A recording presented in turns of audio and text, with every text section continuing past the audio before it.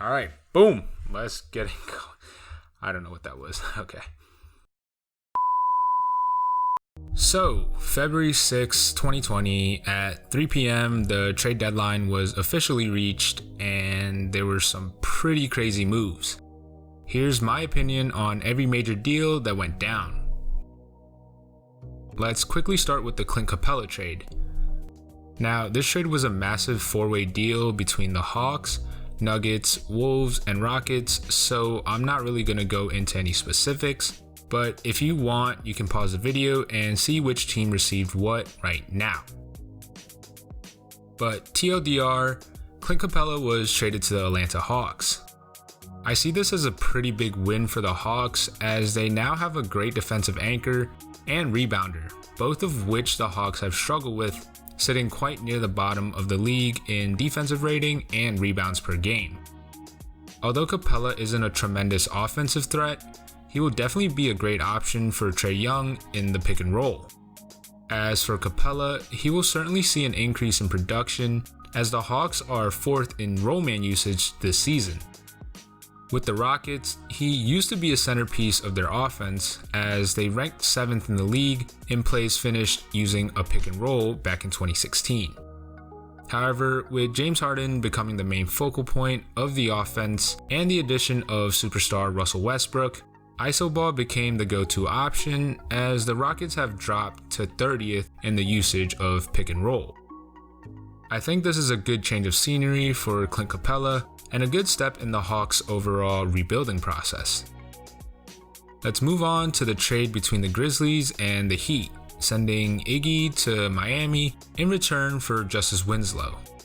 So, in my opinion, I think both teams came out pretty good with this trade, no one side necessarily winning over the other. People might argue, oh, Iggy's old as dirt and can't play ball anymore, it's not worth trading a 36-year-old for a 23-year-old. And sure, I mean, if it was any old team, this trade might have seemed kind of disproportionate, but with Bam Adebayo, Tyler Hero, Kendrick Nunn, Duncan Robinson, and even occasionally Derrick Jones Jr. all showing flashes of impressive talent, do y'all honestly believe there's really any room for Justice Winslow? I mean no disrespect to the man, but he's been a role player ever since he was drafted by Miami 5 years ago. I think this move is a good change of pace, as he might fit in better with the Grizzlies and hopefully develop alongside Ja Morant and Dillon Brooks. On the other hand, the Heat are adding a veteran who most people seem to forget was at one point the Finals MVP, although there is a lot of room for debate about whether he should have received it or not, but that's a whole nother can of worms. I don't necessarily know how big of an impact Iggy will have on the Heat, but at the end of the day, the Heat received a good defensive anchor to add alongside Jimmy Butler. In my opinion, although it seems unlikely as the Bucks are the clear favorites to come out of the East, this trade may give the Heat a better chance against them in a possible 7-game series. With that, let's talk about Marcus Morris being traded to the Clippers. This deal involved the Knicks, Clippers, and Wizards, which you can pause the video to get the full details of right now. Again, TLDR, the Clippers received Marcus Morris while trading away a few picks to the Knicks.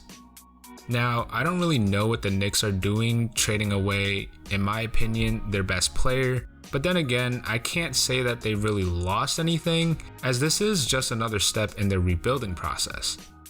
The Knicks now have 7 first-round picks across the next 4 years, which, if put to good use, could pull the franchise out of the never-ending struggle they seem to always find themselves in. On the other side of things, the Clippers made off very well in this deal. They added a very good scoring option to their roster, and dare I say it, I think now they have an edge over the Lakers in a 7-game series. Let's take a look at their lineup. With Kawhi Leonard, Paul George, Lou Williams, Montrezl Harrell, Patrick Beverley, Landry Shamet, and now Marcus Morris, their depth is pretty incredible. Only time will tell how this trade will play out for the Clippers, but I'm definitely excited to see who comes out on top in the West. Next, let's move on to the Pistons trading away Andre Drummond to the Cavaliers. I don't really have much to say about this deal. To be honest, although this seems like a pretty big move, I don't think any team really gains much out of it. This was mainly a big salary dump for Detroit, while the Cavs received a player who I really don't think will make a big impact on the organization.